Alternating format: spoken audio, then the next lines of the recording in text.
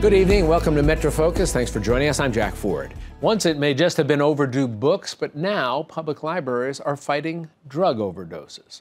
With the opioid epidemic reshaping lives in America and causing more than 115 people to die each and every day.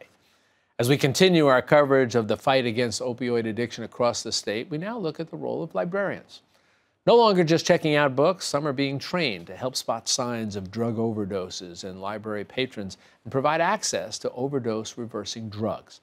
One Long Island library clerk and mother, in particular, has dedicated her life to helping those battling the disease because of a very personal reason.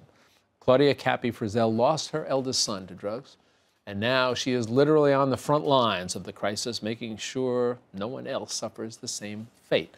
And we're delighted to have her joining us right now. Thank you so much for taking some time. It's nice to meet you.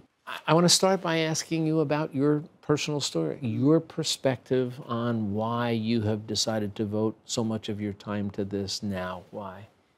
So it goes back a little bit further. I had a brother who had a drug problem, and he was a gay IV drug user in the 80s, which was a death sentence back then. Oh. And my family and I struggled with him, and ultimately he died of AIDS-related issues in 1990.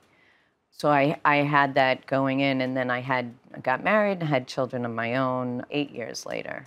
My son, my oldest son, started having some issues with, of course he did the experimentation, and because of my background, I sat him down immediately and had this conversation.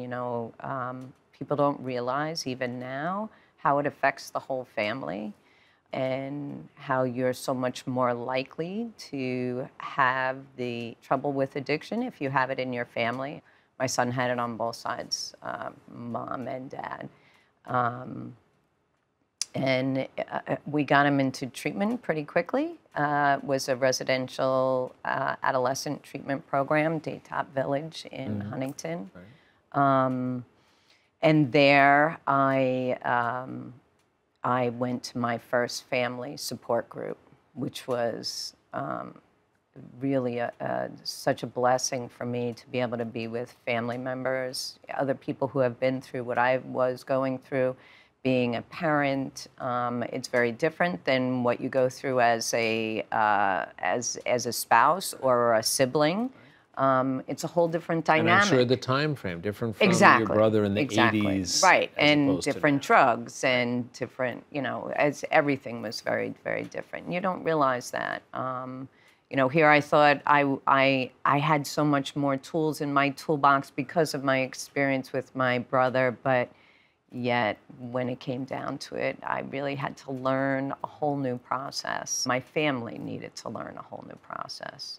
And as we've seen, tragically, even with that incredible investment of the family, sometimes we lose our children. Exactly.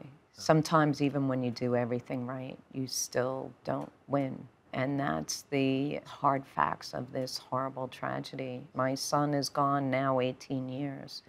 And I have, 18 years ago, if I knew one other person who had lost their child, that would be a lot. Now I belong to a group. We get together and do things. There's a good 50 of us, 25 that get together on a regular basis, all moms and dads who have lost their children just in my area.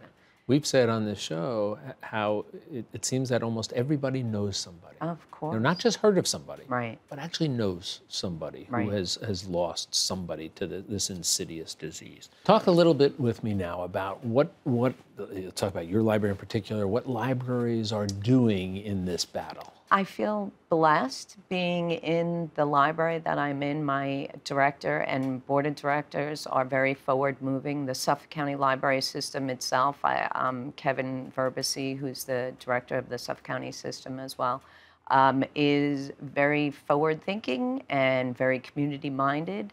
Libraries are really the one place left in our communities that it's open to everybody. You don't have to make a certain amount of money. You don't have to belong to a certain religion. To make a reservation You don't or have to make a appointment, reservation. you come. You don't even have to own a library card. It's a public place.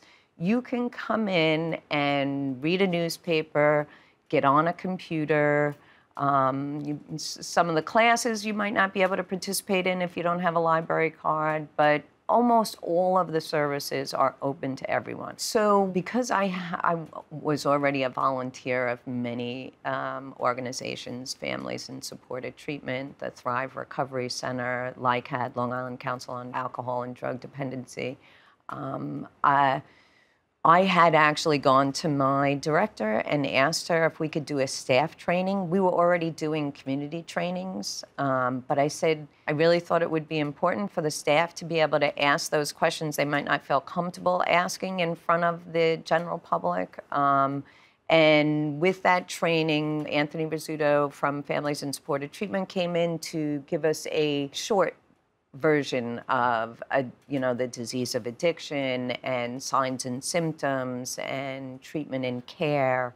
And then LICAD came in and trained us on the use of naloxone. Okay. So you're seeing now that the library is not only providing information Right. and guidance and resources, but actually hands-on. Absolutely, yeah. Training their staff. Now we're trained. We get mental health mental health first aid training. There are certainly all types of workshops and trainings that are available to us as staff, not just the librarians, but the support staff as well, because we are dealing with the general public. CPR training, we have an AED machine, we got trained in that. So yeah, we take a very proactive role, and it's especially because we deal with all of the public. And As that's you said, you're one important. of the few hubs in communities we still have. Right, exactly. As our communities become fractured over the years. Claudia, we appreciate your taking the time to talk and sharing your experience and the notion of this being a crisis.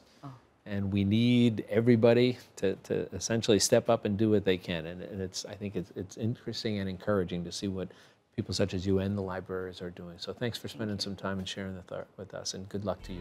Thank you very much.